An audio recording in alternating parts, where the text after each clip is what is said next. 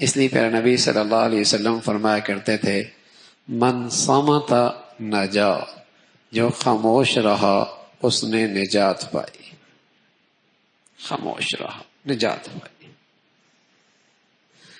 من حسن اسلام المرء ترکہ ما لا یعنی، آپ علیہ الصلوۃ والسلام فرما رہے ہیں کہ آدمی کے اسلامیت کا حسن و کمال، اس کا جمال کس چیز میں ہے کہ جو چیز ضروری نہیں، مفید نہیں، اس کو چھوڑ دے۔ جو چیز مفید نہیں، ضروری نہیں، اسے چھوڑ دے۔ یہ آدمی کے اسلام کا حسن ہے، اس کا کمال ہے، اس کی خوبصورتی ہے۔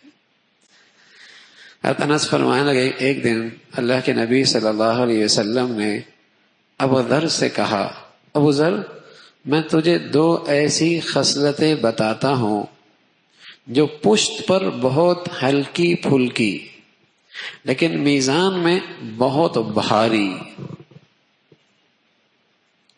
یعنی بظاہر وہ بہت ہلکی پھلکی چیزیں ہیں لیکن میزان کے ترازو میں ان کا وزن بہت ہے۔ ابو ذر فرمان لگے رضی اللہ تعالیٰ عنہ، میں نے عرض کیا یا رسول اللہ وہ دونوں خصلتیں ضرور بتلائیے۔ تو پیارے رسول صلی اللہ علیہ وسلم نے فرمایا زیادہ خاموش رہنے کی عادت اور حسن اخلاق۔ فرمایا قسم ہے اس ذات پاک کی جس کے قبضہ میں میری جان ہے، مخلوقات کے اعمال میں یہ دونوں چیزیں بے مثل ہیں۔ لوگوں کے اعمال میں یہ دونوں چیزیں بے مثل ہیں، ان کی مثال کوئی نہیں۔ اچھے اخلاق اور کم بولنے کی عادت۔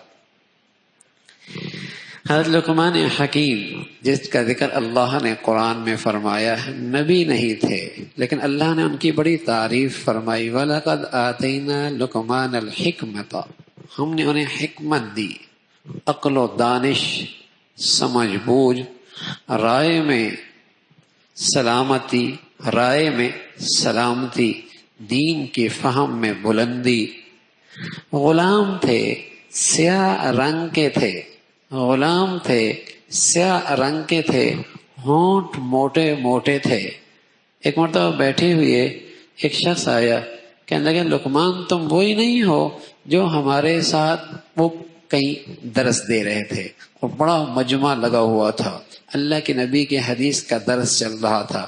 تو ایک شخص آیا، کیا تم وہی ہو جو ہمارے ساتھ بکریاں چرایا کرتے تھے فلاں فلاں وادی میں؟